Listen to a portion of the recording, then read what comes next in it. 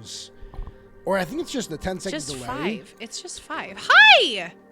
I think we're live. I think we are. I just think no one will see it for 10 seconds. No one's going to see it for 10 seconds, but we're live. Yes. So hi, you guys. Hey, everyone. Welcome. Yep, we're live. Welcome to Tabletop Terrain Talks, where we talk about tabletop gaming, terrain, and all of that nerdy stuff. We are your resident nerdy couple.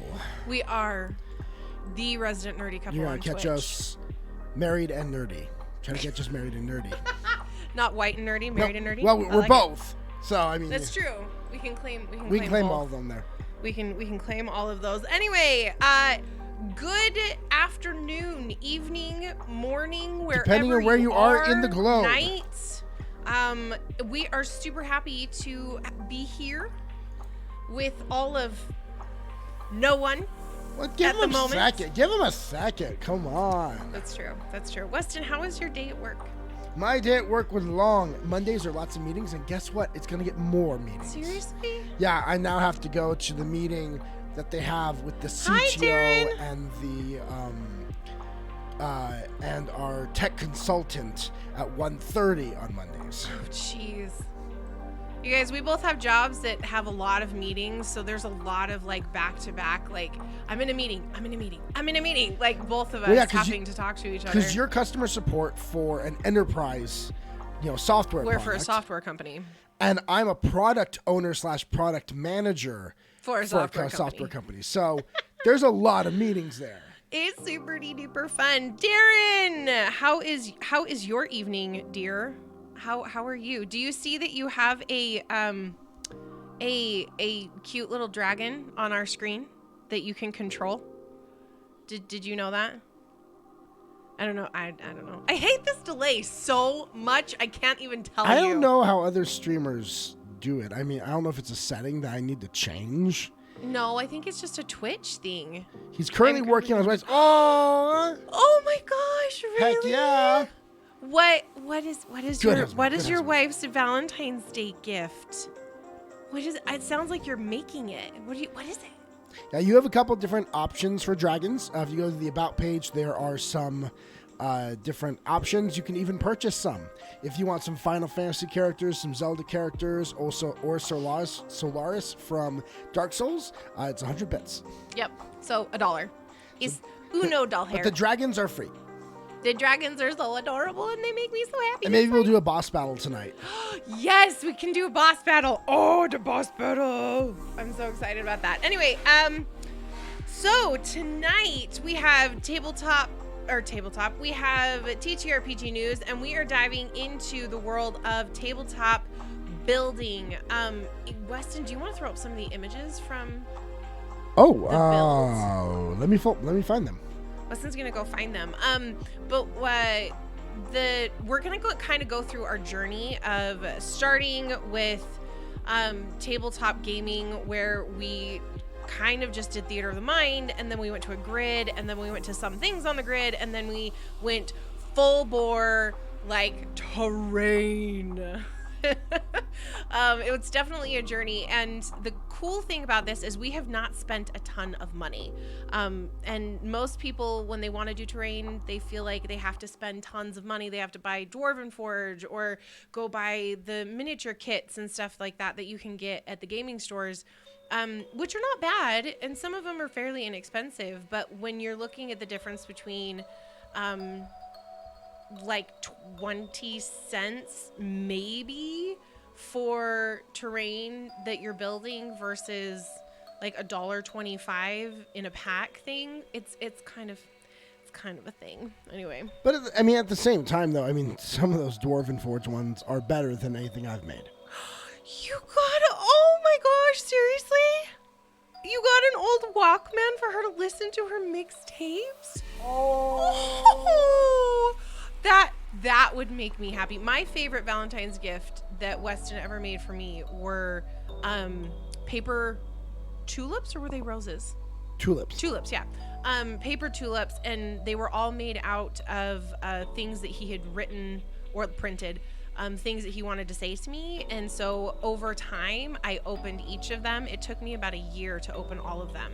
And it was like when I was having a really down day, I would open one and it would say something like you're the most beautiful woman I've ever had the privilege of knowing, but like other things too. Better worded than that. Yeah, Here, better I'm worded than gonna that. try switching screens here. Hopefully you can see that. Can we? I don't know. There's the delay. I'm waiting to see if it switched over on the screen. Yep, it switched over on the screen. So this is some of the terrain that I love. This image. This image is pretty freaking cool. Yeah, this is an image of the Temple of Mahathala down below the city of Revenel. And it was the climactic battle of Friday's session Game. Yeah. of the Scions. It's very exciting. I love, and the crazy thing, you guys, is that these pictures were taken with an iPhone 13. Well, that's freaking awesome They're cameras. so good. They're such good cameras. Weston has the privilege of having one from his work. I gotta extend the camera, the shot a little bit to see this one. Oh yeah, you do. Just slightly. Give me a second. We're giving him a second. It's a second. I love that. So we got the little skulls from Michael's, from actually a section that's in the beading, like the beadwork stuff and the bracelet stuff. They have an entire line that's like kind of like this steampunkish look, and it's really cool. So that is all made here at this table. This table, this one that we're sitting at right now. So it's the bad thing is there are certain things that look bad when you get real close. Yeah. So like the lights look really cool, but then the base of them was sticking out a little far. Yeah. And you had to get pushed down a little bit. You don't notice it when you're playing it. Well, and you don't notice it when you're farther away too. Like, and that's the thing. Like, But when you're these playing, awesome close-ups, all of a sudden I see every I know. flaw You're like, in oh, this shoot. terrain. I'm starting to feel. shoot. Trust me, nobody else sees it but you, babe. Nobody else. All right. But that's a little taste of what we're talking about tonight. But first, we have to do our TTRPG news. Maybe.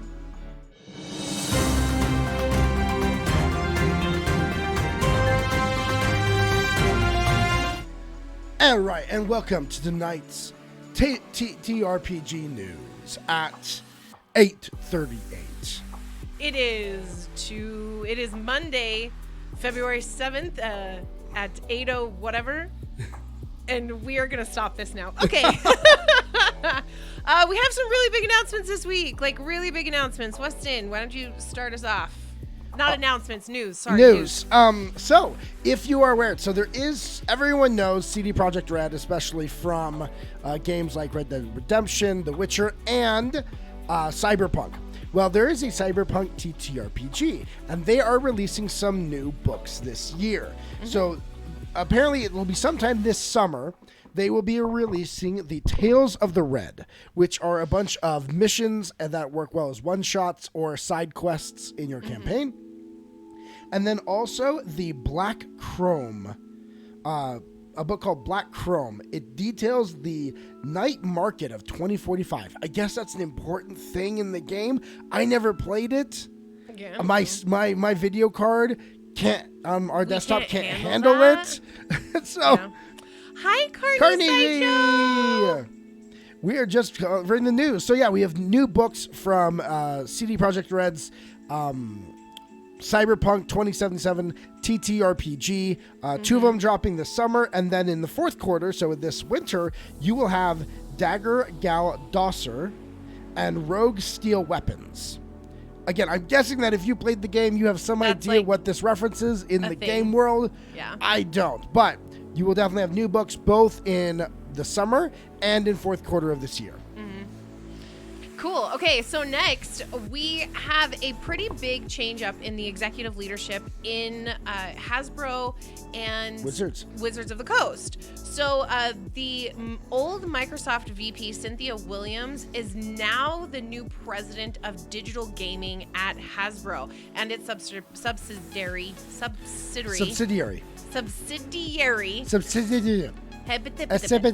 Wizards of the Coast. So the company seems to be making a pretty big push to go digital. I think that bringing on Cynthia Williams as well as Tim Fields, who is a veteran of the gaming industry, and he's been appointed as the Senior Vice President and General Manager of Digital Gaming.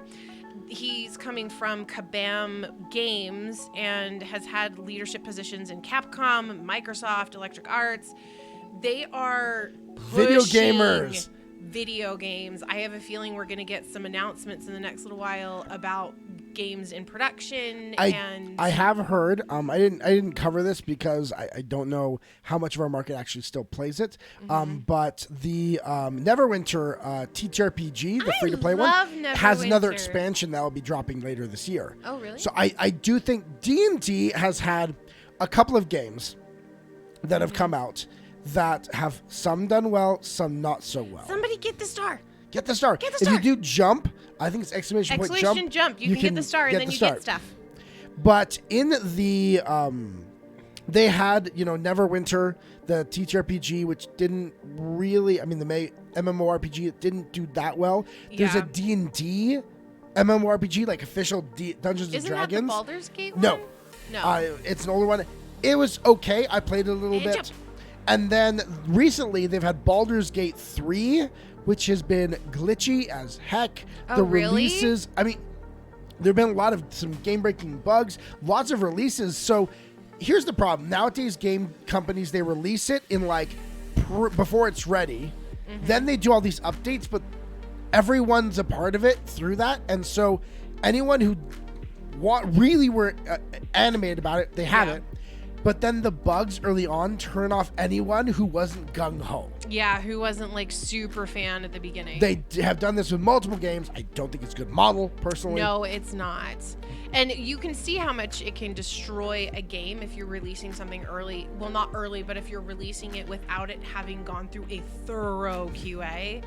It really will destroy a game that otherwise is a really good game, and you never get that momentum back. They claim it's early access. Oh, welcome early access. Okay, yeah, early access to a game that's glitchy as hell, and so then it's just kind of the excitement drains. Yeah, it's just not fun. So I'm betting we'll see a lot. Apparently, it will be effective February 21st. Yeah, February 21st is when all of the changes are going to go into effect at the company, which means we're probably going to see quite a few executive changes at Wizards of the Coast and at Hasbro. Something that, at least in those departments, I've noticed with a lot of companies, when there's a major change at the top, it trickles down, and eventually there's normally a completely new team. I've experienced that with the company that I work for. Yeah, that totally happens. Okay, so our last announcement, which was just dropped today. I've seen, actually, I think I've seen it as early as there was one person that was covering it earlier this week, but then it was the first one.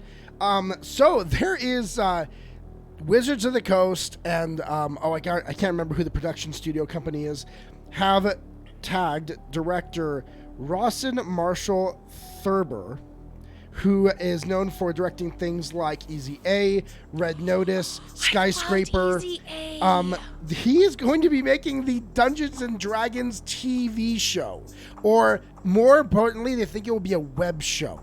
He has a very good contract with Netflix right now, because Red Notice with that was him. With The Rock and with Deadpool. That's Ryan Reynolds. Thank you. I can totally see that, because that comedy and Easy A, very similar. Mm-hmm. So he's got now a contract for a second one of those movies, as well as some others.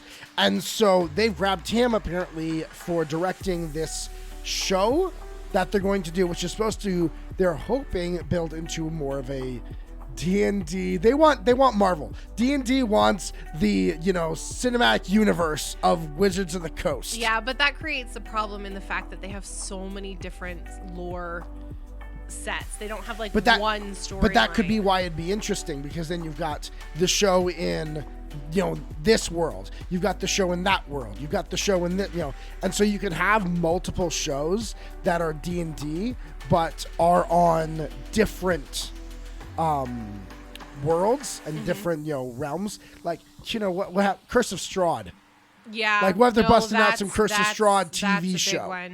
You know, you could totally see people doing that. They can pull out, and this is the thing that I, little bit thought, pet peeve here. There's so many great adventures that they could, even if they just referenced materials from them, but directors aren't going to want to do that because they want to make it, I want to make it my own. They want to build their own thing. They're artists, and so they want to build their own thing. And that's where Marvel did it so well, because they also grabbed storylines from comics, changed them a little bit, but people knew, they're basing it off of this comic. So I hope they'll do that. There's a lot of excitement about it. He's worked with some big names. He's had some real good success. Hopefully, it will be good. Because now we got a D&D movie and a D&D show. Yes. Both in the works. Those will be in the works. And apparently, we missed this one. Thank you, Darren C., for pointing this out. Pathfinder has released a Lost Omens travel guide. I missed that. The companion, or is releasing... it's a companion to the culture, life, and sights of the inner sea. It guides through you through a variety of topics of interests. So it's basically all about the inner sea section of the world of Golarion. Inner sea is where almost everything is that we've been playing on. I wonder if it's like, here are the big sites. Because there are a couple big sites that could use just their own sections on them. Yeah. Updated from Absalom has its own. They got their own book. So but more like the Cheliax Opera House. Yeah. And then you've got the up in Varesia, there's this huge arches that you get exposed to in Rise of the Rune Lords that have cool historical significance. So I wonder, like, a travel guide generally has, here's the important sites in each area. And I wonder if it's going to be that. Something like that. Possibly. I mean, that's the only thing that they've really talked about so far is just that it's going to be in the inner sea, and there's going to be art, which is, Paizo is so good at the art thing. They are. And it's going to be pre-order expected September 21st, 2022. All right. So we've got a half a second. We really love Golarion too. It's a world that I've had a lot of fun playing in. But yeah, so that is another big thing that happened that dropped today, which is really exciting. So if you play Pathfinder, which we do, and we love it. And we love it. We love D&D as well. We love them all. But hi, John Doom. You guys, I love these little dragons because I know who's come on. Yep. All right. You can't hide from me. If you're a follower, you can't hide when you get on. And I think that's all that we have for the news for tonight. Yep. That is. So that's it. If you know of any big things that happened in the industry and we missed them, please DM us. You can reach us. How, Hayley? You can reach us on Twitter at PartyOf2RPG Live, or you can find me on Twitter, HayleyM_Bell. Or they can email us. Or you can email us at partyof2rpg@gmail.com. So let us know if there's any news stories that you think we should cover, and we will make sure to get those in. Yep. And I believe that's all for tonight. So that's all we got. Thank you. That's all for tonight. And that's how the cookie crumbles. And that, yes, we got to find a tagline, don't we?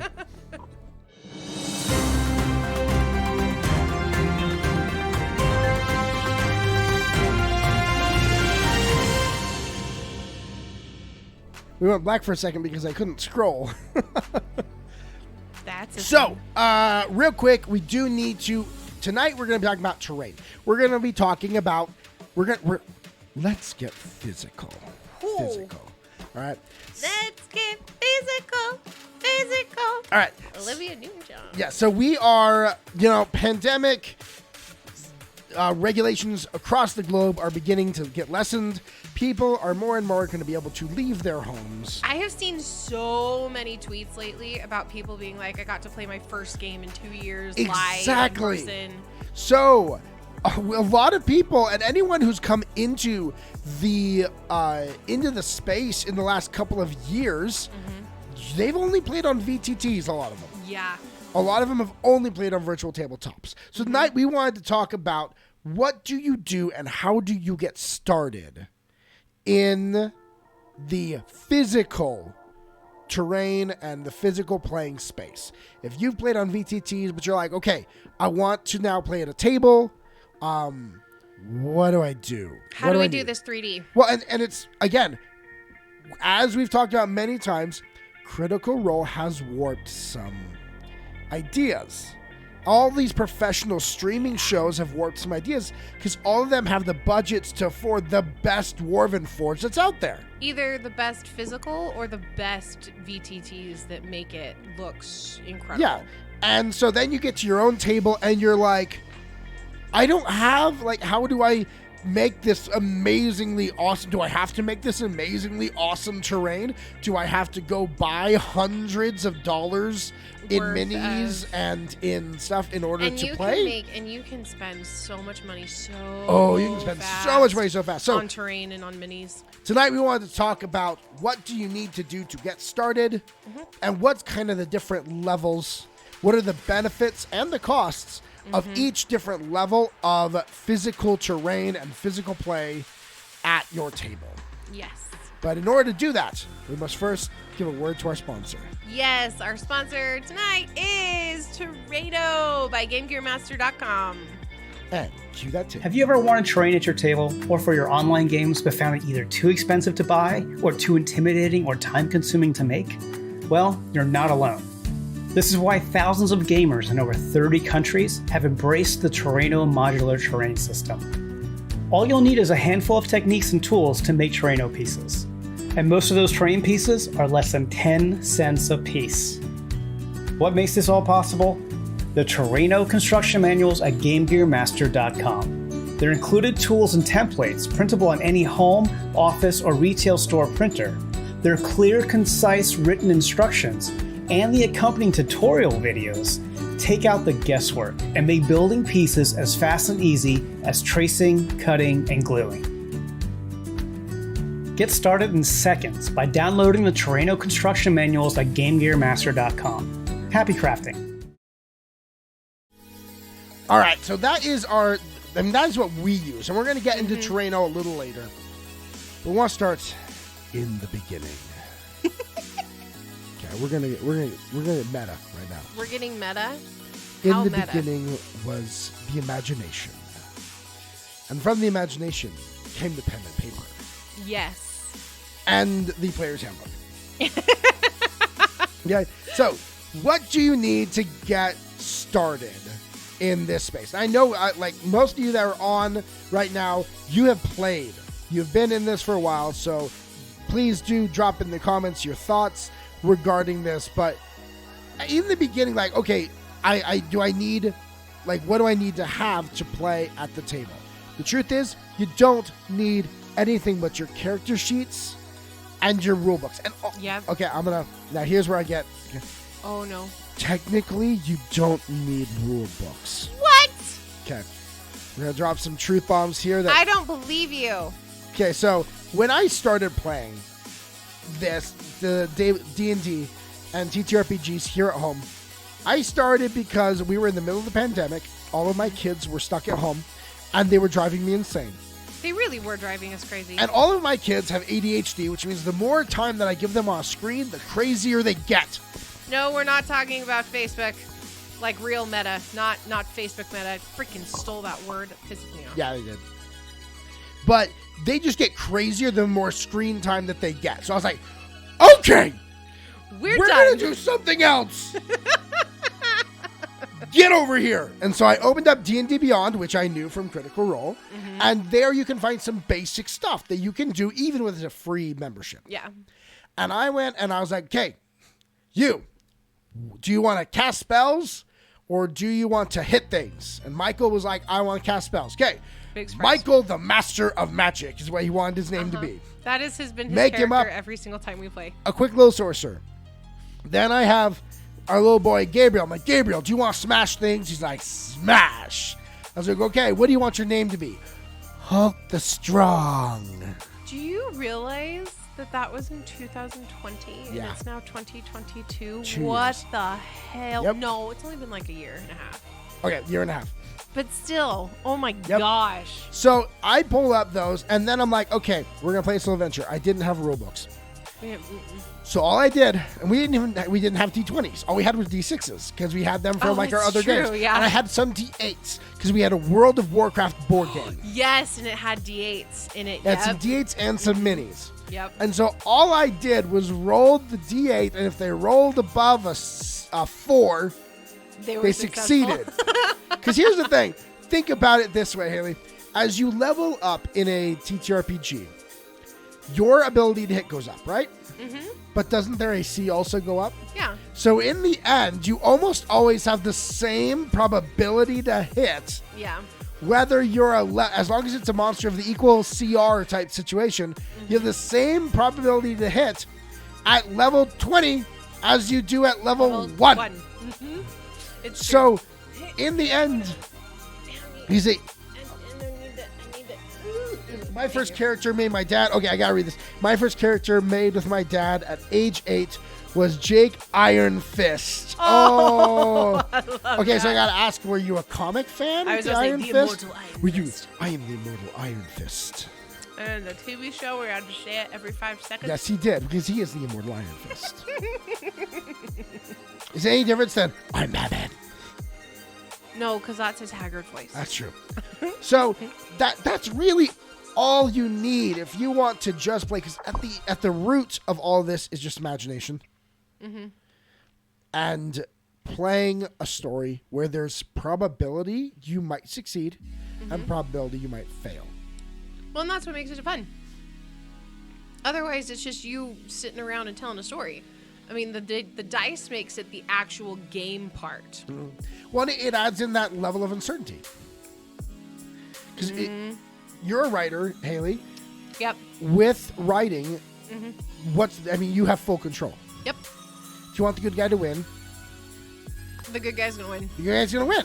So there's no chance. That's what. It's the danger that makes it interesting, I would say. Yeah. Would you agree on that? Yeah, I think that, and the fact that you as a collective group have power over the story. Yes, you can do, because this is what drew me to, and tell me in the comments, if anyone else is like this.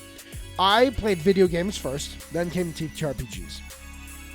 And the thing that I thought was really cool, I played my first TTRPG, it was D&D, probably 3.5, it was 2004. Yeah. So 2004, 2005. So that had to be 3.5. That had to be 3.5, yeah. Might have been before that. Someone drop it. I don't know the history as much. I'm pretty sure that's Let me know if 3.5. that was the time frame. And he knew the rules really well. So I went and served a proselytizing mission for our church in another country. Yeah, it would have been 3.5 because 4E was released in 2018. Okay. And we have one day a week where we can do whatever we want, do our laundry, and we got together a couple of the guys, and one dude, he was new, he was homesick, and he loved D&D. And I was like, okay, we're printing out some character sheets, and we're making this happen. Because he was so homesick. And so we played for a couple of those Mondays, and it was so much fun. I realized the cool thing was the freedom.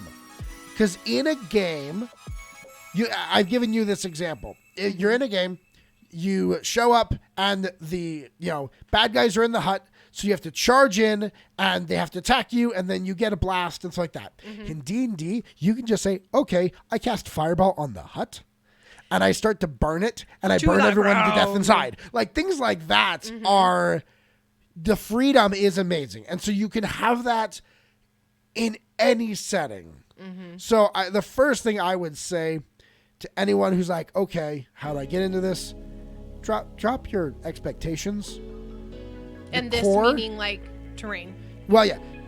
Get to the core. What's important? What's fluff? Important, get your character sheet, get your books, get your dice. Yep. And you can get digital dice now, and you can build a character sheet for free on D&D Beyond.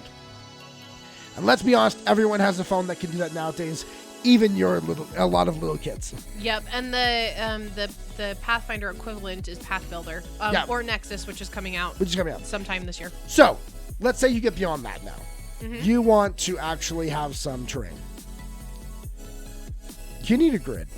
It's really all you need. Oh, do we have my first grid? Do we still have our first grid? We do. I'll go get Go it. grab it.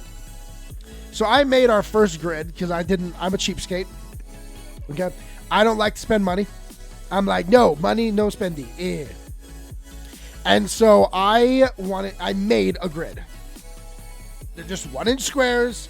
Anyone can make those with a piece of paper or a board and a Sharpie, for gosh sakes. That's all you need. See, Haley's seeing if she can find this. This was like a year and a half ago, so we might have got broken. Our children might have stomped on it. See, session 1 of D&D.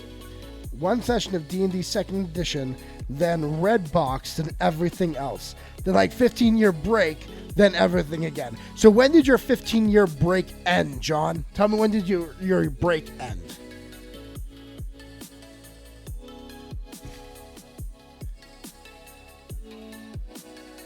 Okay, so we can't find it. So I just had a piece and I drew some grids. Okay, then we went to the next level because my wife is willing to spend money and I'm not. And so she bought me for, I believe it was Christmas.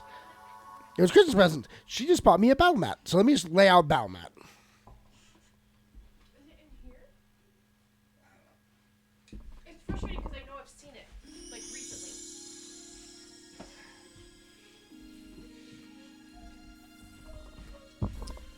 I can't find it, and it's frustrating because I saw it recently. Yeah. Here, I'm going to switch over our cams. Okay.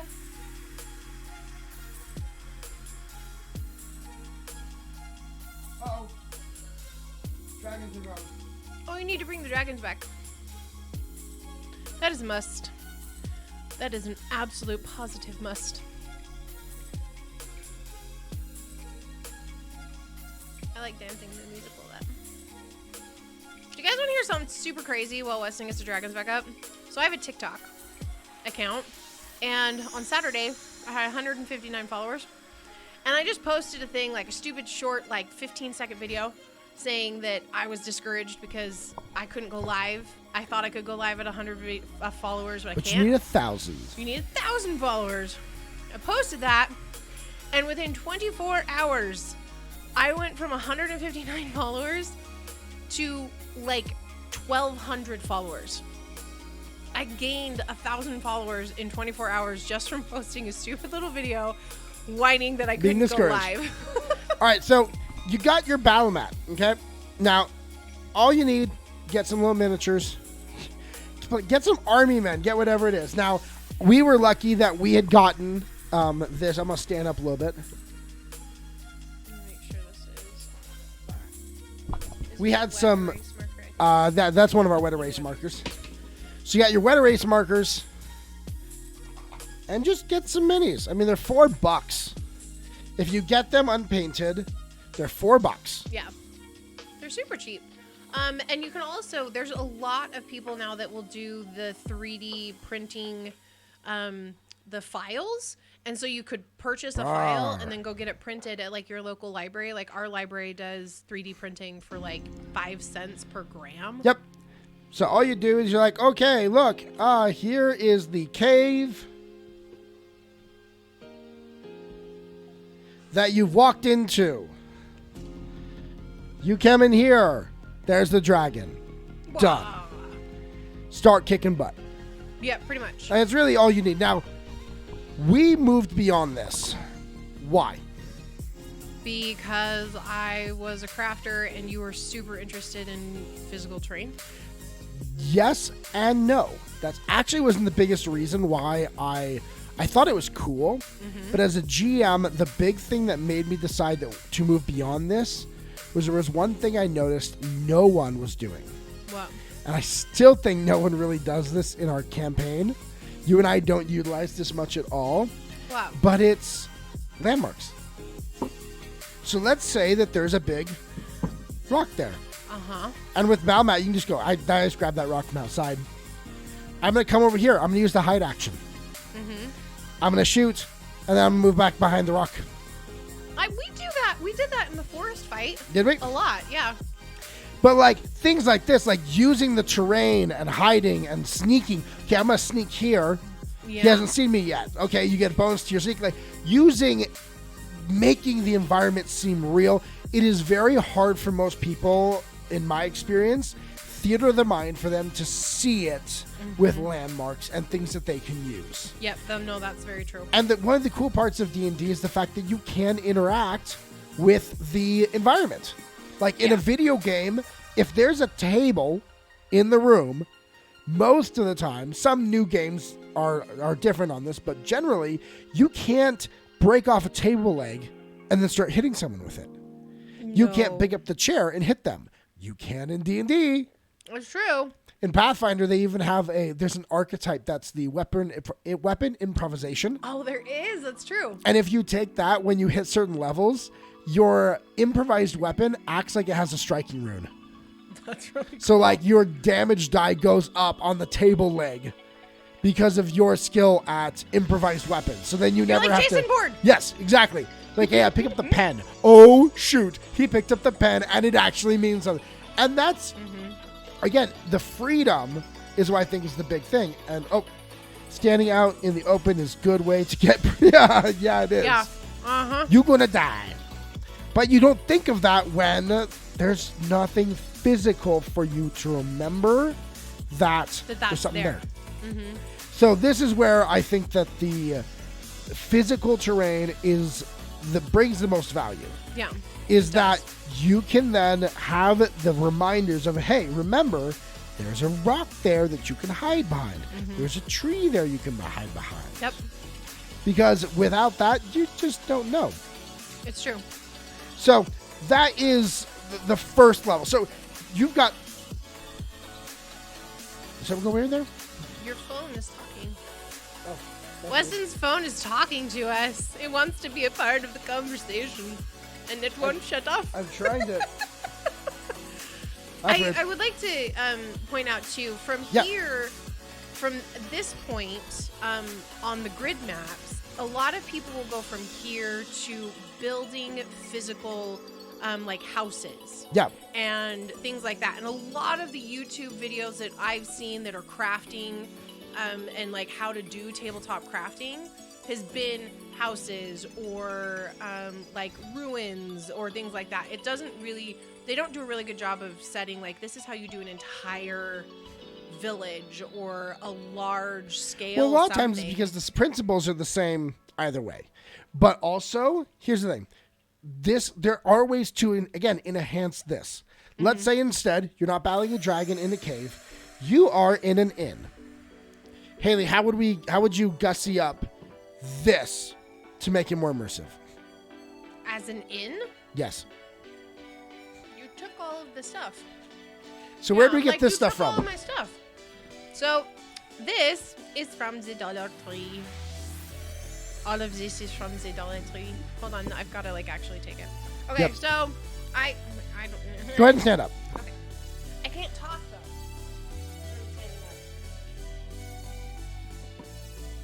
So these are, you can buy at the Dollar Tree pieces for dollhouses. Now they're a little oversized for your characters, but you know what? They're going to give the feel that's needed suddenly of, okay, this is, you know, I look at this and I almost see a hotel downstairs. Like, you know, this is the waiting room for the inn, right? Couple of tables to drink at, stuff like that. There's the lamp there.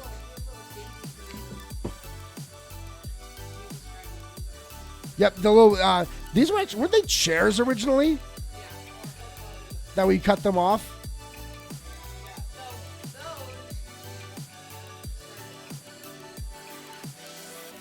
So yeah, so these are all very inexpensive, and you just go to the Dollar Tree. Oh yeah, the clock. But yeah, you suddenly throw a couple of those down. Again, it just elevates it at a very low... That one actually, you got to put a little weight into it. But at a very low effort. Because here's the thing. There's 3 barriers, I would say, to making physical terrain. 1 is knowledge. 2 is money. 3 is time. Yep. And a lot of the complaint is, I don't have time, or I don't have the money, or I don't know how. Yeah, well, and the thing that I think is really interesting is that you're always going to be trading one for the other. If you're going to spend the money, then you don't have to take the time. But if you want to take the time, then you don't have to spend the money. It really is a trade-off. Yeah, so all of these items you can see on the table are from the Dollar Tree, and I am quite crafty. And I'm cheap. And Weston's cheap. So, we figure out how to make it all work. But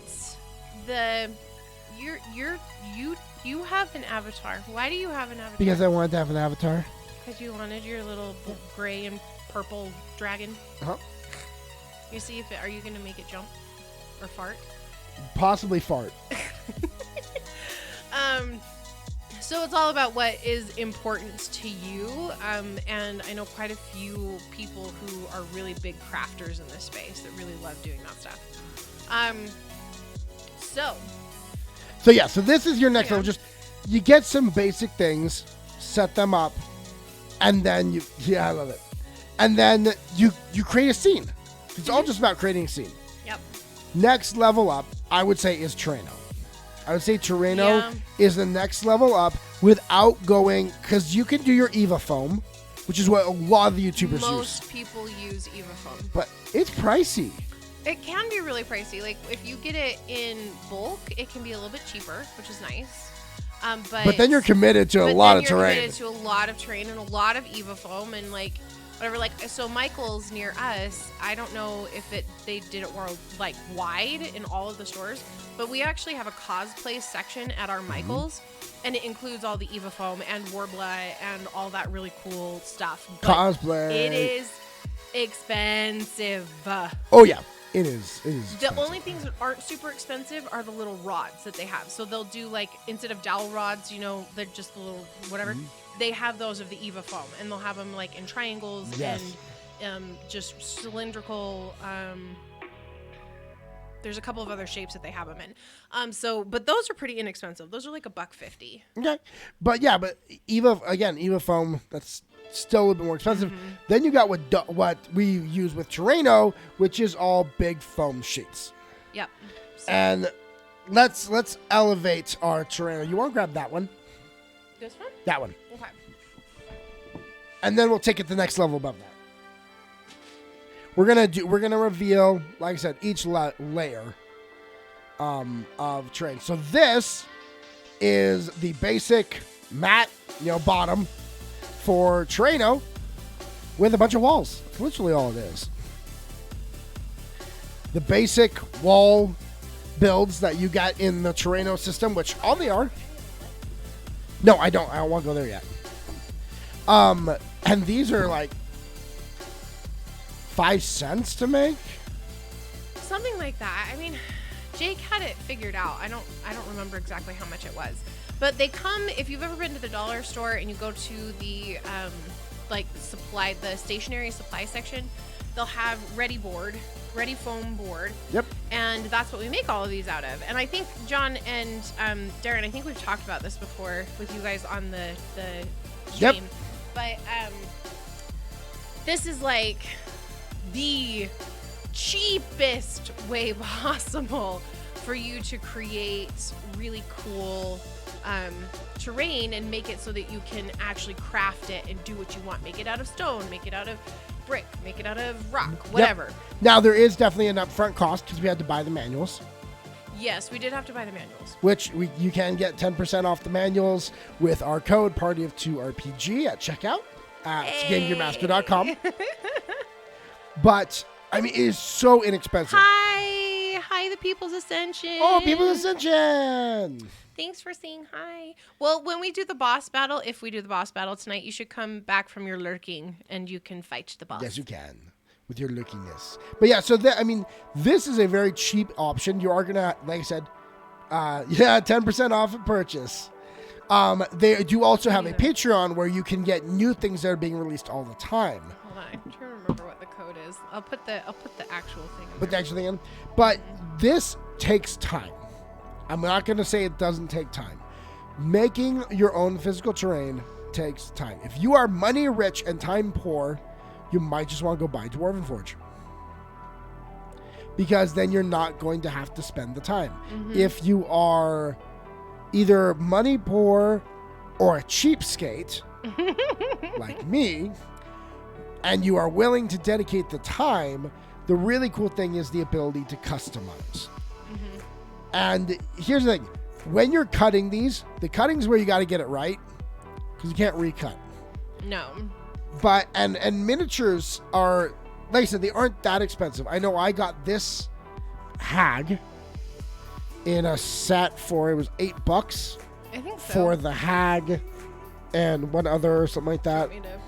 And this is a big hag. This is not a small piece. It actually gets fuzzier the closer it gets because it has a fixed focus on it. Oh, it's true. It's not going to autofocus. Might do better just to put in front of mine or something like that. But I started painting these recently. I made the plunge. I paid the $40 for the starter paint set. No, true. I paid the $40 for a paint set. And here is one eternal truth. I'm gonna drop some eternal truths on you here. Eternal truths. Yes, this is an Oh eternal my truth. gosh. Whether you're working on terrain or you're working on miniatures and you're painting them, there is a fear. Like, okay, but what if it doesn't look good? The truth is, anything that can be painted can be painted over. It's true. And this was one thing that I had to realize when I started making terrains. Really, when I started painting the miniatures. The miniatures had me a lot more stressed. I was a lot more stressed about painting the miniatures than I was about painting the terrain. But when I started painting these, I realized, I don't like the way. I didn't stay it. It bled over. Paint. Wait for it to dry a little bit. Have a blow dryer. And paint. And Weston being more of the frugal individual that he is, oh, honey, we you're never so bought. Nice. Frugal. You are frugal. It's true. No, it's okay. I just say cheap. I don't think he should be not nice to himself. Oh. So we started off our journey using just like the apple blossom paint from Walmart. Yes. The stuff that was 50 cents or $1. And it was fine. That will at the work beginning. Generally for your terrain, actually. For most of your terrain, that will actually work pretty well. Yeah, it will. It'll work pretty well. But if you were painting miniatures, Yeah. the type of paint that you use really, really, really, really matters. So I've used, so when we bought this little kit, it had a bunch of paints in it. It didn't have red. I was like, dang it, I want red. I don't have any red. You see, I need red. You can see. Now, granted, this was from a previous thing. And honestly, it's not my favorite piece that I, ever made. I know, but it's blood and it's gross. Yep. But like this one, right? So, that was a body being devoured. This is an army man from our son's collection. I was like, hey, can I have one of your army men? That's hilarious. And rip him apart and then put him on the table. There we go. But, sorry. I ended up trying to use a little bit of red on one of the miniatures. No. Here's the reason why. It is how strong is the pigment, but how thin is the liquid. Because you need a thin paint with strong pigment. Otherwise, it won't be able to show the details of the miniature because it's too thick, and so it glops and fills in all the cracks. But on the other side, you need to have a strong pigment. Otherwise, it's just gray. Or you have to do 50 billion, passes over it in order to get it to paint. So I will say buying the nicer paints, it's worthwhile. It's worth it. It's worth the money if you're really going to make the jump into painting miniatures to start really building your repertoire of creatures and monsters and whatnot. Build by the actual modeling miniature painting stuff. The blood needs to be a bit more brown than that. Yeah, sure enough. It does. It does. Well, the idea was it was fresh. How do you know? If you watch the episode, the hag was standing right there ripping at the body. She was literally ripping it apart when we came in. Yeah. It was really, Weston, it was gross. It was. I love how I threw it. I hadn't actually planned the sound effects for that one. But you come in, she's going, oh, hi, Since Night. just ripping at the thing. So, Like, why don't hey, you? Oh, over there's there. your. There, I was about to say, why don't you have a little dragon? And you do. There he is. He got a dinosaur. You got a little cute pink dinosaur. Now, you can pick different dinosaurs or dragons if you'd like to. They're on the About section on our page. Yes, and you can there's switch it out. instructions and all that type of stuff. But, so, yeah, I mean, let go. This is one reason I also... Like 40 layers. This is one reason I also like the Terraino system, because I have screwed up on these so many times and just have to check them. Mm-hmm. Or, my kids mess with them, broken or I them. forget to put a one away and just step on it. Mm-hmm. Yeah. Mm-hmm. If that was Dwarven Forge, I'd lose my mind. Yeah, I would have a really hard time if we had Dwarven Forge. So, So, if you need cheap foam, the Ready Board foam at Walmart, whether you use Terraino system or whatever you want to use, Ready Board is cheap. It works well. It's dense enough to do some cool stuff. And if you want some more depth, do 2 sheets. That's how I made these. These are the stone walls. These actually aren't even from Terraino. These are kind of my own design. Mm-hmm. But all I did was did 2 layers of the Ready foam, glued them together, and then took a rotary tool to it. And first he did heat it up with a blow dryer so that they would bend. And then as they cooled, they stayed in that position. Just so cool. I think it's really cool. I painted my Marvel Skirmish miniatures, and yellow took me 2 days to complete. Why? Get better What is paint. yellow? What is the yellow? What in the world? Is it just the yellow that was having that problem of not drying? Well, is the problem that it was not drying? I don't know. Give us details. Because, I've got this miniature. This was Alma, who is one of our visiting characters, and her hair is all blonde, and it was easy. I think I did 2 passes. Painted it once. Well, and because it's fairly thin, it actually dries fairly quick. So I painted once, then worked on her cape for a little while, then came back and painted her hair again. Yeah. Then painted her base. Then painted her hair one last time just because yellow was a color that went through. Yeah, they're saying, not even with good paint, you gotta get yellow forever to get it bright. Wow. That's very clever using a hairdryer. Well. Yeah. Yeah, he steals my hairdryer quite often. If it's not in the drawer in the bathroom, I know it's down here. We need to buy another one. And we need to buy. Well, we can't buy heat gun. No. Because the heat gun will melt the foam. Yeah. But it needs to be. Honestly, it needs to be. Probably we can do a fairly cheap one because I just need something to blow some more air. Mm-hmm. But yeah, that's what I use to speed up the process. The other thing is, depending on your setup for drawing, you can also make it a lot easier on yourself. So one thing I learned with the Terraino, and this is something I would agree with multiple types of terrain, if you're going to make them, don't put the paint and a paintbrush and go like this. No. Don't do it. It just don't. Do a dip. Yep. I know you're going to use up a little bit more paint. You might waste some, but do a dip. You get a bigger Tupperware, make a bigger thing of it, and then dip into it and come out. Saturday, Goodwill. It will do a couple of things. One, your pieces will be more sturdy. Like the ones that I did the dip on versus the ones that I painted of these type, the durability is huge difference. It's a huge difference between the two of them. Because with our paint, the way we do it is that it's a mixture of wood glue, paint, and water. And the wood glue getting into every crevice solidifies this thing so well. Yeah, it actually turns it into a fairly sturdy little piece. I would have to work to break this. Yeah. I would have to actually push hard to break that in half.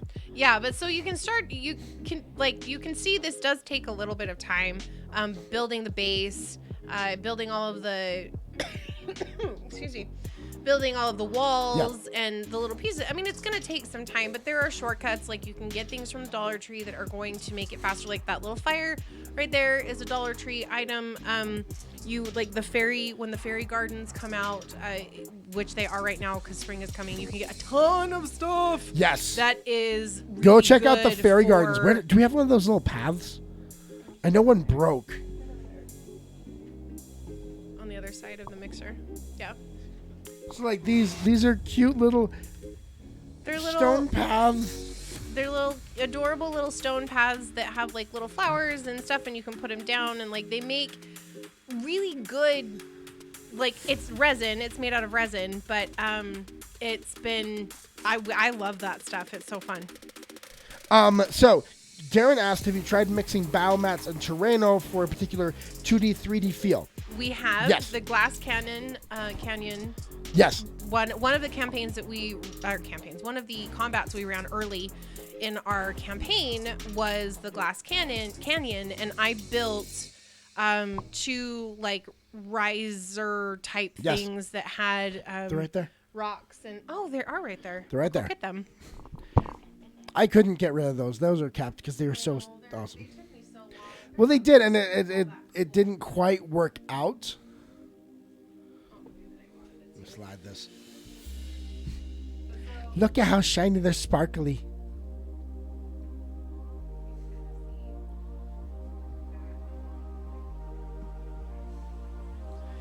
Yeah. Oh, the wagons were awesome, by the way. So this was floral foam and rock and then glitter that I got. You can't see the white glitter very well, but in person this shines. Oh yeah. A lot. Sparkles and shines.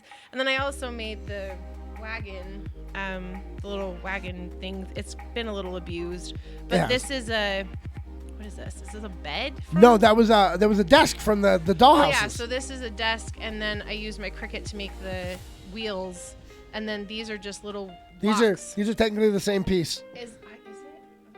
I believe it is. No, that one's bigger. No, it's not. No, this is just a little desk. Anyway, so when I used that, we did the 3D. We did the 2D and 3D. We did the grid and the Glass Canyon pieces with it. Yep. And so that's just, I mean, you can mix and match. And that's the great thing with having things like this, being able to mix and match, depending on what level you want to be at. Like I said, if you're going and you're doing a game somewhere else and you don't want to bring your huge thing, you bring the biomat, and you're going to do an outdoor adventure, you bring a couple of rocks. Maybe some little trees that if you have some that stand up on their own. And bam, you've got a adventure. And that is where you can start spending a little bit more money. That I've noticed for myself is that I started wanting to spend more money on things that were not necessary but were fun, like the trees that we got that I bought from But Michael's. elevate it. Yeah, but they elevated it a lot. So I only buy ever only buy things on clearance or on a really, really good sale. So everything that I've purchased from like a Michael's or from like a Joann's or a crafting store or whatever, it's normally on a discounted sale. And so the miniature pieces from Michael's, because they do have an entire section that's Michael's, that's miniatures. They will periodically put that on clearance. So like the trees will go on clearance. Sometimes flocking will go on clearance. Sometimes the little like wildflowers will go on clearance. I've never seen the actual miniature people go on clearance, but I've seen basically everything else has gone on clearance. So that's something that another good option outdoors, like you've got the moss. Yeah, you can get the different types of moss at the Dollar Tree. And then also, great thing, if you take this moss, you get one of those little the choppers. Yes. You get one of the choppers, and you just throw the moss into the chopper and then chop it up. Or a food processor, I guess, would work too. Flocking.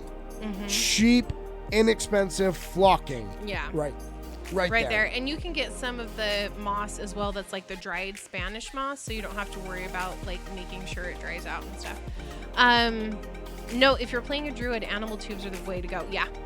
We actually bought an entire I've got a box of animals that are like every type of it's an array. It's like jungle animals and forest animals and farm animals. It's got a lot of different ones. It was super random. And you can get those for pretty inexpensive. It was like a set of 50, I think. Yep.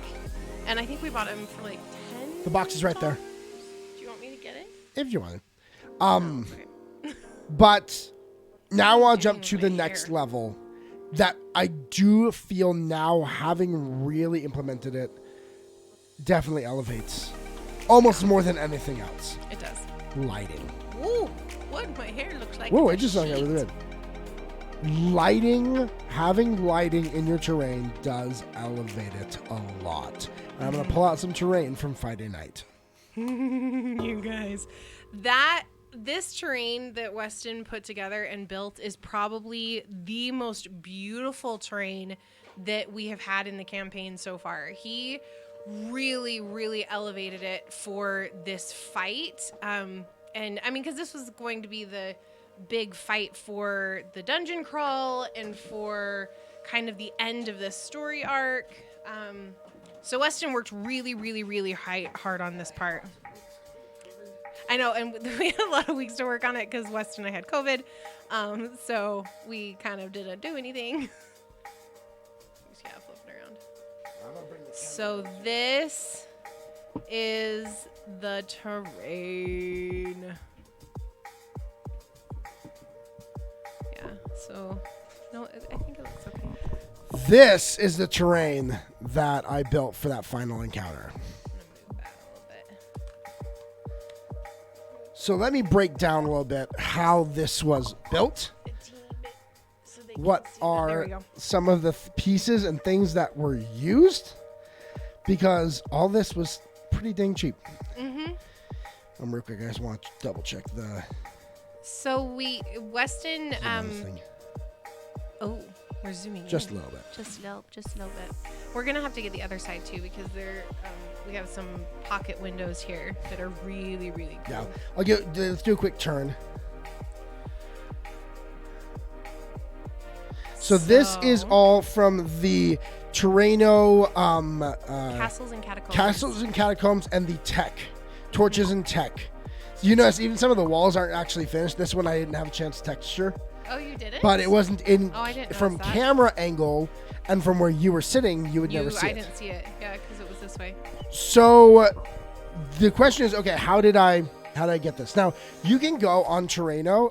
They actually have links to Amazon for all the lighting stuff. This lighting that they use in Terraino is so easy. It is super, super simple. And lighting used to really intimidate me when we were first starting to do this. I was like, oh my gosh, it's so complicated and it's like tech and you have to do things and but it's actually really, really simple. This is actually one of the fastest Terraino pieces to make. Mm-hmm. So all you do, you order off Amazon these little LED lights. And I thought I had one around here. It might have gotten pushed underneath the battle mat. But you get these tiny little LED lights. Let me... pull it out. So you can buy these. Whoa. And they're just two prongs that come out of it, a positive and a negative. Yep, and they you can buy them in bulk. I bought them. It was like $10, but I got like 10 different colors. Yeah, we got a ton of different colors. Each bag of a bunch of them in a bunch of different colors. Like blue and green and purple and pink. But then all this is a piece of what's this board that you bought the craft paper? Oh, chipboard. Chipboard.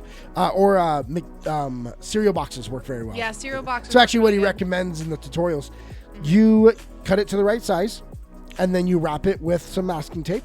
You poke 2 holes and stick the light prongs through it, and then you fold them back. And then when you slide in a watch battery, wrong way. You got to slide it in the right way. It lights up. It turns it on. And then you just pull out the watch battery, and you save your battery. It's and I love really cool. I love to store them just by putting in the battery the wrong way, because then you've got everything together, but it's not draining your battery. Yeah. But that is how all the lighting in here is just that. Yeah, and of course, like Jake, Game Gear Master, the Terraino stuff, there's like things like templates and stuff on how to make it so that you can put them in the walls. Yes. And that they have these little slots that you can put in. And I love, and I don't think you guys can really see them, but on each of the lights inside of this is a skull. Is the wiring hidden in the walls? Yeah, because it's a little slot. There's no real wiring there. Let me just pull this apart. I don't mind. So this just got slotted. It's a slotted connector, and then the wiring is inside of this. So it's in that. So it connects directly to the battery. So the battery is making the circuit for it. And turning it on and off is just sliding the battery in and out. Can you grab me the campfire? This will showcase it really well. So I built the same thing into this campfire. I used a little aluminum foil to extend, because I've got a little light here in the center, and it's 2 prongs going either way. And then I used a little bit of aluminum foil there to extend the distance that the current would go, like you learn in school. And then make sure it's still connected. Yeah, it's still connected. And then make sure you got it the right way. No, turn the battery around. You just push on either side. And then we have a little campfire. And like when you put it down, here, put it down in front of the stuff. When you put it down, normally it just sits there. Sometimes if it's not the greatest connection at all. Yeah, it'll have issues. But actually, it's not bad for a campfire to flicker. No, the campfire itself was a Dollar Tree purchase. And then we put the little lights on it, and it just elevates it. It takes your terrain from being like, oh, that's really cool, to, oh my gosh, that's so cool. Yeah, and that's what happened with this one as well. All of a sudden, I had this built, and I was like, okay, I'm going to build in a ton of lighting. And suddenly, when I had the lighting built in, it was like, whoa. I know, and it was kind of funny as Weston was working on it. He wanted to share it with me, but he wanted it to be a surprise, so he couldn't. So I could see him just like biting his tongue. Like he wanted to tell me so bad. It was adorable, but I understand why. And we took some really, really great photos of the terrain as well. And the light, because we put a top on it, just like a foam board, the light reflected back down, and it made it look so neat.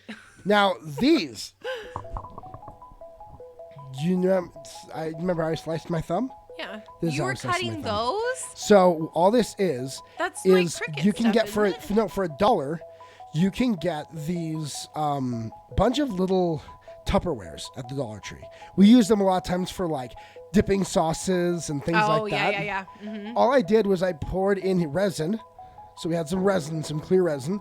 I put in a couple drops of paint into the resin, mixed it around. Inside of this, measured to a certain level, inside of the dipping container, and then it's plastic. I used a razor blade and cut it. That's how you made that? And so I was slicing it this way. Oh, and that's how you sliced your thumb open. That's how I sliced my thumb open and cut off part of my nail. If any of you guys follow us on Twitter or on Instagram, I posted about that, and it was a bad cut. And then here I did the same thing we talked about before. I took some of that foam board, put it on here, heated it up a little bit, and then bent it, and super glue and hot glued it. And so that's just one layer of the foam board on the outside.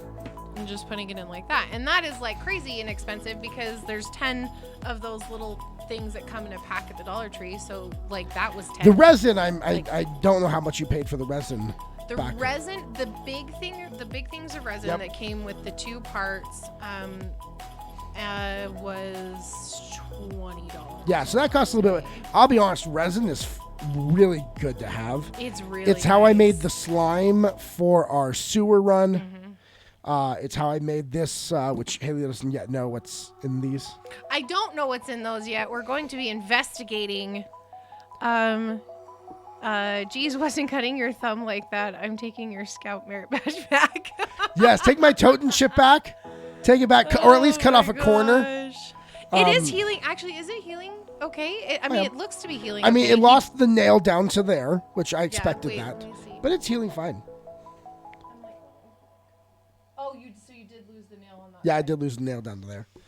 I was afraid he was going to lose the nail completely. But just on that side, that's good. Now, they do now have with Terraino the modular floor tiles. Ooh. I don't have those built yet. No, they're significantly more complicated. This is like Terraino advanced, and then the modular floor Expert. tiles is like Terraino expert level. But all I did for this base, let me slide it a little closer to the camera here. For this, let me pull this little piece out here. Oh, this is really cool. Because you haven't seen how I made all this. I haven't seen how you made all of this. This is a sheet of paper. Hayley, you get these decorative paper things from Michael. Well, I get them specifically so that we can use them in our terrain. and they've got tons of different patterns. Oh, knock that back. And so all I did was cut it where I needed to have the Terraino base exposed. And then this one, I was really concerned about how to make it work. These are a bunch of Dollar Tree little gems glued together. Yeah, they're in the floral section. So I glued them around one of those same lighting setups. And then I couldn't figure out how to get it to float, so I just did 2 toothpicks and stuck them into the wall. stabbed it into my terrain. Which, hey, actually, you can't even tell that there are holes. No, I didn't realize that you had done that until we had been playing for a while. And then I was like, oh, that's how he put that in there. Yep. So, and I do love these wall sockets. Let me pull this. The entire thing is now falling apart. I can rebuild this in no time, though. So I was able to have this. Like, because this is the goddess Mahathala. John. Thank you so much. Good night, Have a John. good night. So this is the goddess that was of the temple, or the Mahathala. less goddess, more themed. Mahathala. Yeah. Do, do, do, do. Mahathala. I posted it on the Pathfinder thing. I'm like, hey, here's some terrain from the Temple of Mahathala, and the first thing someone posts below that is Mahathala, and they spread it out like that, and then they post the video for the Muppets, and I'm like, oh no. And I am thankful that it didn't come to my mind when we were playing on Friday, because I totally would have done it. So this is like, lighting does elevate, but you don't have to spend a ton of money. You can get these little lights. You can get a watch battery, and you can buy those in bulk too for really inexpensive. Yeah, we bought everything that I didn't purchase at the Dollar Tree. We bought from Amazon for really cheap. I assume that an insert that can be changed. No, the light color, I can change out like which one's in each section. I think he's talking. Are you talking about the Mahathala picture? Oh yeah. The image in there? Yeah, that is. You can remove that. They're little pockets, so you can put any images that you want in there. So you can put anything in there that you want. There is, in the manual itself, is a stained glass window. Yes. That is really beautiful. So there's different things that you can do, and just resize it to those dimensions, and you're good. Like, all you do is print it off, and then you put some packing tape, clear packing tape, to give it the shine. That you would want from there. So this is elevated. This is like this took a lot of time. This took a lot. This is elevated, and it's all in shambles on the table. No, show him now how quickly you can rebuild that. Okay, I will rebuild. Weston has now taken apart, and he is now going to show you how quickly you can rebuild. And I think that's the coolest part, is like, we took to a family reunion, actually, we took a box that had terrain and miniatures and pre-built character sheets and stuff like that, because there had been an idea that maybe somebody would want to play with us, and that idea still exists, even though it didn't happen this last time. My brother-in-law keeps saying, we have to play. Now I just gotta find where I put the pieces, because I think I put one somewhere different. But you can put it back together. You can build it fairly simple terrain thing really, really quick with these type of modular systems. I think that's one thing that I don't like about some of those pre-built ones that you can get from like the hobby store, is that they're designed for a very specific purpose, and you can't really use them outside of that purpose because it just doesn't fit. But with terrain, it's like, it's so both generic and specific. You can do whatever you want with it, while at the same time building things specifically for your campaign or your terrain.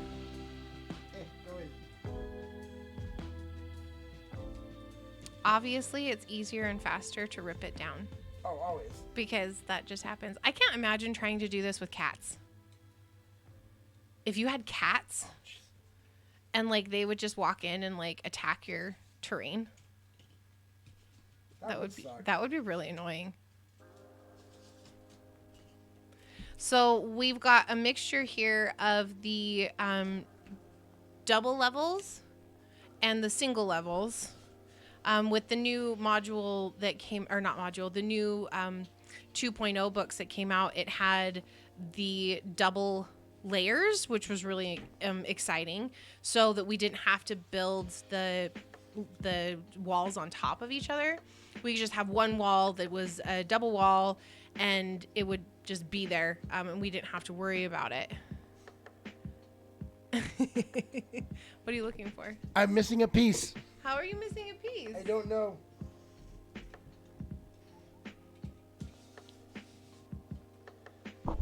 Are you missing the I'm missing this connectors? connector right there. Well, there's two of them in front of you. I thought there was a double right there. Or was it a bunch of singles? I think it was a bunch of singles. Because they were all the single ladies. All the single ladies. All the single ladies. Okay, I'll stop. But there, I mean, that's the gist of it. But you Right see, like, there. how quickly you can put all of this stuff back together. And you are seeing now, too, the difference that a single sheet of paper makes. Yes. Because you can see here with the way that Weston's rebuilt this, like, it doesn't have the... And this is one thing I learned doing this. Vary your colors between your darks and your lights. It probably is on the floor somewhere. But yeah, because you can see everything in here. And a lot of times you see this with terrain too. Everything is dark. Because we like to play in castles and in catacombs and in dungeons and whatever. And so a lot of times the stone here will be really dark. Well, it's like, here, let's just put these guys on here. Like, they It's don't all pop dark that on dark. well. It's all dark on dark on dark. Yeah. So that's why actually specifically in this encounter, I wanted the white marble floors.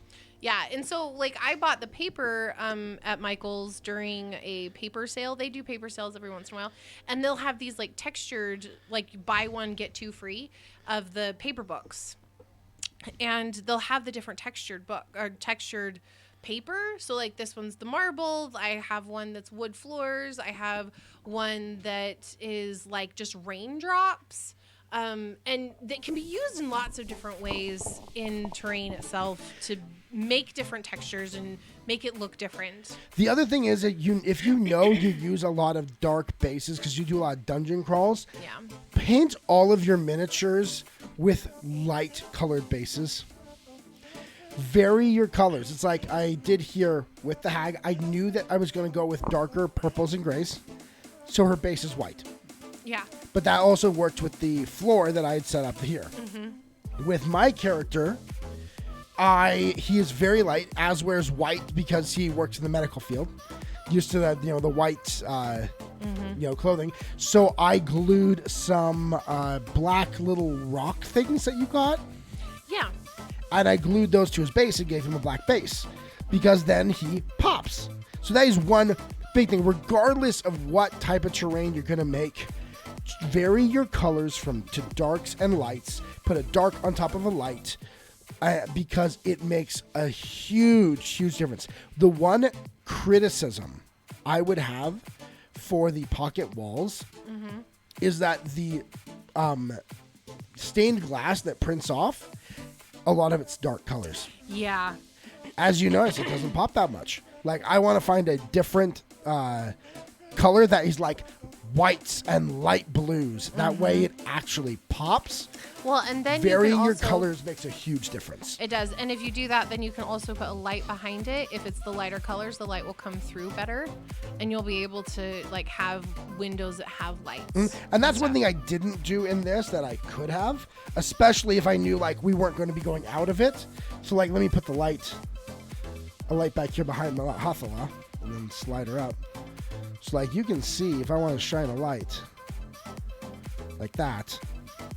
You know, if you're fighting, you got stained glass and it's dawn and the light's just coming up, it could be like that, raising it throughout the show. Oh, that would be fun. Don't stop. You're getting to the level of like, no, we can't do that. Stop having these Or ideas. back here, like you said, like it's pop. And with how dark those are, you can't, it's like, it's so dark. Yeah.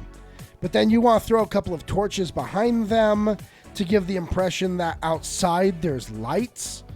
Like, I could put a ton of light back there if there's like a fire happening outside. Yeah. So like all of that comes when you add some light, and all it takes is, it's not rocket science. It's a light with some wires and a battery.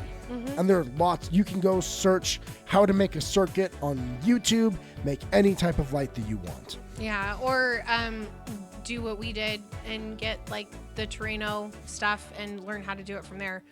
That was super simple, super easy. We love them. Him, them. Or if you have, like I said, if you're money rich and time poor, there are lots of pre-built ones. You can just go, okay, I'm going to buy these. Yeah, some are more modular than others. Yeah, pre-built and pre-painted, or pre-built and not painted, and you can paint them. I love painting the added things in the world, in the terrain. The chairs, the tables. Yeah, that kind of stuff. So like we have a subscription to Loot Studio, and their introductory thing that always comes when you first get a subscription is a tavern.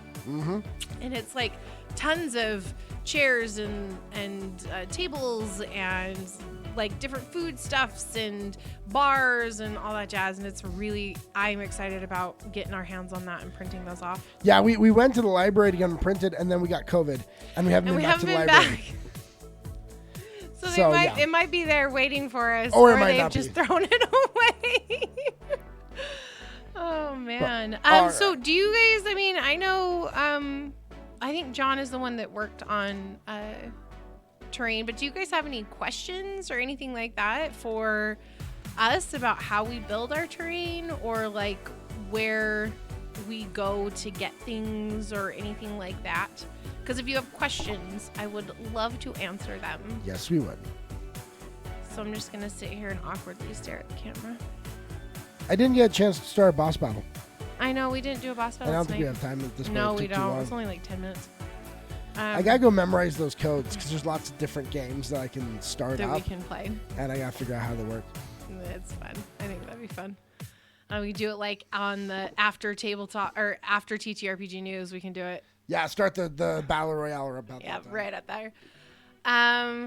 Cool. Okay, well, if you guys don't have any questions, that's fine. My library has one, a free one, but limited. Okay. Limited to 3 hours. I know ours is limited in time as well. I don't think it would take that long, though, to make a 33 millimeter. I mean, not unless you're making lots. I mean, you can go and do tons of stuff in one sitting. Yeah, okay. Or you do what we do and it's a little bit at a time. Yeah. But I like to, that's why I plan out. Like, I had this planned out, that we were doing this before we started the storyline. Oh, seriously? Yes. Oh, wow. I didn't have it built, but I had it planned. So that way I had weeks to build it. It's crazy light. Crazy light. Very, very, very light. 5 pounds? Maybe. 3? Yeah, maybe like 3, 2. So like it's all of super that. light. I mean, it is really, really, really light, which actually can sometimes be a problem in the fact that like it's light because it's foam, and if you're making a larger piece, you have to put something underneath it to support it to pick it up. Yeah. However, we do need to. You and I need to go put some additional levels of foam under this because the new modular floor tiles are 3 thick. Oh, that's true. So we gotta go add some more here. The newer ones, they have you do multiple layers, which will also secure it better. But yeah, if you're gonna if you want to, putting some stuff in there just to secure your base, I might recommend. These actually have got a couple of cracks along the sides from picking it up and moving it and stuff like that. Stuff. How long does it take to create and paint a set? We normally do a lot of them at the same time. So I don't plan it and build a set. I instead say, okay, I know I need a ton of this type of wall. Yeah. And the best way to do it is to do it in batches. So you do a ton of walls of one type. You get out the thing that you trace. Template, thank you. You got your template. You do trace a bunch of them, cut a bunch of them, then you glue them. And this is why I said the dip. For that first layer where it gets all cemented, you dip them all. And then what I actually do is I have some cardboard that I put down here for a drip, to catch drips. And then I have a line of just like, what is that, twine? It's just twine. That I and tie from some- one of our mic stands to the our camera stands to the other, and then I hang them with little clips. They're clothespins, actually. And I just clip them to places where I know it's not going to matter that much if there's a little dent there. And then I dip, hang, and then I just leave them all there. They all overnight, then the whole thing dries. Then I'll go back and do the detailed paint. But then again, because I'm doing the same paint type job on all of them, you can knock out a whole ton of them. It's the best way to do it. It's the way that Jake does it as well. Do batches. Like, okay. And here's the thing, because it's modular, I don't have to build any of this ever again. Yeah. And let's say I want to change it up. It's like, okay, I don't want this there. I want this to come out this way. And I just want it to be an open space. I don't want the closed off there. And I don't want, this here. I only want it to go one high there at the back. Like, I can change all that up. I can change all that up. So once you've got a good stockpile of the pieces, you don't have to make anything more. No, it's just like replacing things that get hurt, or if you are wanting to build something new specifically for a combat that you're doing, then that's when you are going to be building stuff. But a lot of what we do on crafting is just like, I like to cut them out, so I cut them out and then Weston will paint them. That's like looking at this. What did I build specifically for this encounter that I didn't have before of the walls? I built these two pieces here, and then some of the double height connectors with the light sockets. Most of the rest of this I already had. We already had it. Yeah. We had built this and these for the showcase for when the Castles and Catacombs launched, and we had Jake on. That launch. Mm-hmm. I had all the single highs from previous builds, and the measurements all matched. Like, this is a triple high wall. I can do a triple high wall or do 3 single walls. So they all match each other. That is the great thing, and that's why I think modular systems, regardless of which system you go with, are the way to go, because you are allowed to then, no work is wasted. In my opinion, nothing would be worse than making this amazing terrain, and then I guess I'll throw it out. And then like, oh, that sucks. Or I'll keep it. I guess I'll keep it if I ever GM that again. Specific thing again. Yeah. No, and I can go and repaint these. So that's the other thing is, okay, let's say I did want to have a different feel. I can go repaint these and suddenly have it be a white temple. I can have it be a light, like a granite color, a light granite to be like the Temple of Light. I can do that. I just have to repaint. I don't have to completely rebuild. Yeah. I do know I want to go through. This is one thing I have noticed is as I've done them, I've done different painting abilities have gotten better, and so the old ones, you can tell which one are the old ones. And some painting jobs I've been a little bit more lazy on. This was a little bit more. This was late at night. That was painting. fast. Yeah. Well, and it was like you had to get it done quick. So, I do want to go back and repaint everything, like one pass through, everything the right color. Good night, Darren. Yep, we're heading to bed too. We're going to bed really soon too. It's almost 10. We've got some sick little kitties. Well, and both Weston and I are kind of starting to fade a little we bit had too. COVID, then I had the stomach flu, and now I either have a head cold or allergies. I'm pretty sure it's a head cold because I don't feel super hot, and both of our youngest kids have had coughs and throat stuff. Oh, I think you're super hot. Well, Oh, thanks, babe. You just have to say, yeah, Hayley looks a little sleepy. Yeah, I am high Evie. Yeah, I am tired. So quick announcement about Friday night. We are going to start streaming at a slightly different time. Just earlier, just a little bit earlier. We're going to do 8 o'clock.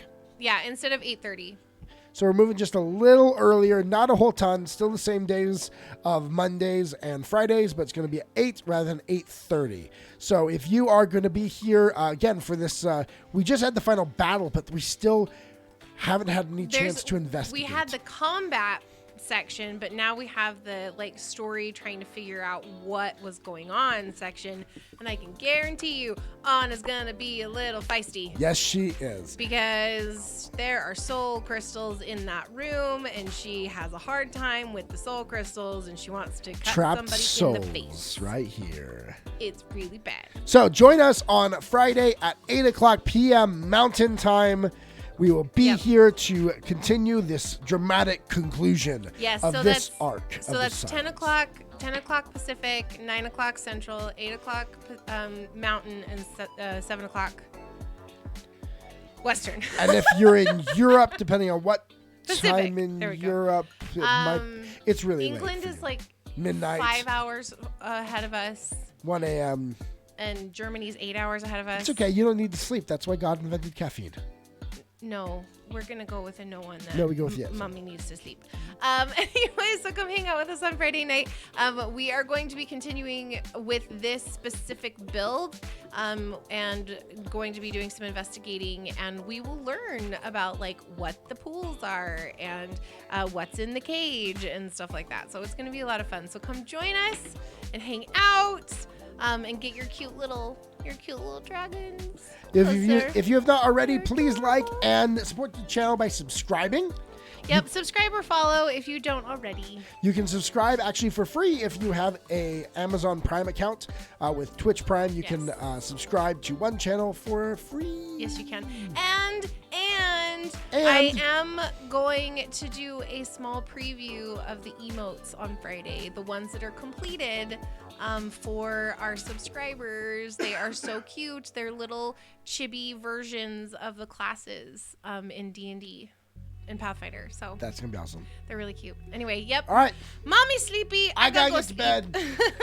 I'm about to go take some cold medicine. Yay. I'll wake up at some point tomorrow. Oh my gosh. Anyway, we love you guys so much. Thank you so much for hanging out with us tonight. And remember, it only takes two. Good night. Mwah.